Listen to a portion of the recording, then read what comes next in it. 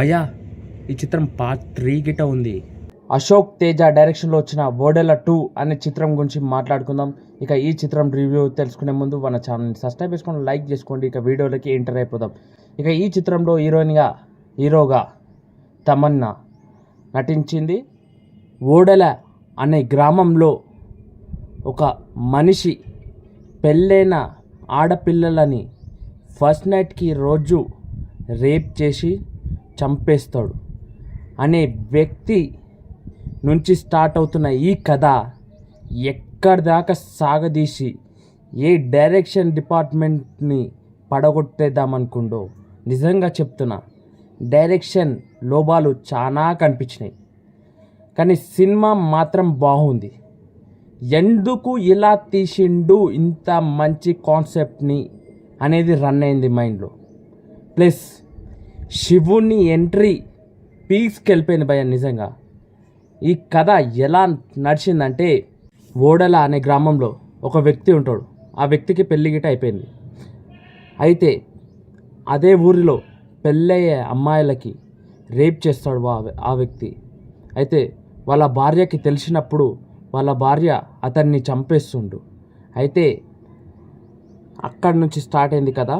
ఇక వాడి గోస ఊరి మొత్తంలో పీడ వెలుగరిచ్చిందని అనుకొని సమాధి శిక్ష వేస్తారు. అంటే సమాధి శిక్ష ఎలా ఉంటుందంటే, సమాధిలో వనని ఇట్లా వండబెడతారు కదా, ఆయనని ఇలా నించబెట్టి పంచభూతాలని దాంట్లో వేసేస్తారు. ఊరిలో ఉన్న ప్రతి ఒక్కరు ఎంటికలని ఇంకా గోర్లని తన మట్టిని అవన్నిటిని కలుపుకొని ఒక నల్ల బట్టలో కలిపి పెట్టేసి అదే ఊరిలో ఆ వ్యక్తిని పాతేస్తారు. ఇక ఆ వ్యక్తి నరరూప రాక్షసుగా మారిపోతాడు అదే సెకండ్లో. ఎందుకంటే తన ఆత్మ పైనికి వెళ్ళక కిందికి వెళ్ళకుండా కొట్టులాడుతుంది. అయితే అదే ఆత్మ ఎంత పగపైన ఉంటుందంటే, ఊరిలో ఎవ్వరు పెళ్ళైనా వాళ్ళని అమ్మాయిలని రేప్ చేసేస్తాడు. అయితే ఊరిలో 2 అమ్మాయిలను పెళ్ళి అవుతుంది. అక్కడి నుంచి ఇక కథ స్టార్ట్ అయిపోతుంది. ఎక్కడ ల్యాగ్ లేకుండా తీసుకుపోతాడు. బట్ డైరెక్షన్ డిపార్ట్మెంట్ పోయింది కాబట్టి కొంచెం ల్యాగ్ అనిపించింది.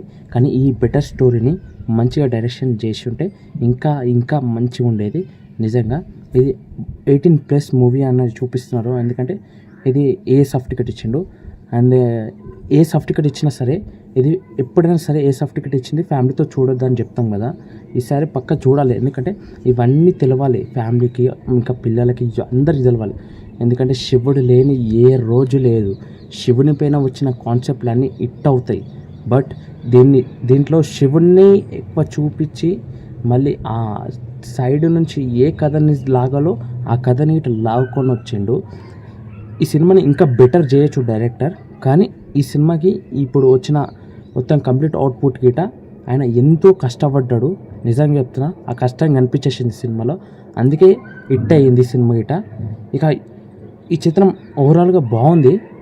సౌండ్స్ బీజిఎమ్స్ మాత్రం క్రేజీ ఇచ్చి పడేసిండు అని చెప్పొచ్చు. ప్రతి ఒక్క సీన్స్ గూస్ బంప్స్ వచ్చినాయి. నాకే తెలియదు ఎందుకు కళ్ళకి నీళ్ళు వచ్చినావు. నాకైతే కన్నీటి చుక్కలకి దారాలుగా కారిపోయినాయి అని చెప్పొచ్చు. ఇక ఈ చిత్రంకి రేటింగ్ 5కి 4.5 రేటింగ్ ఇస్తా.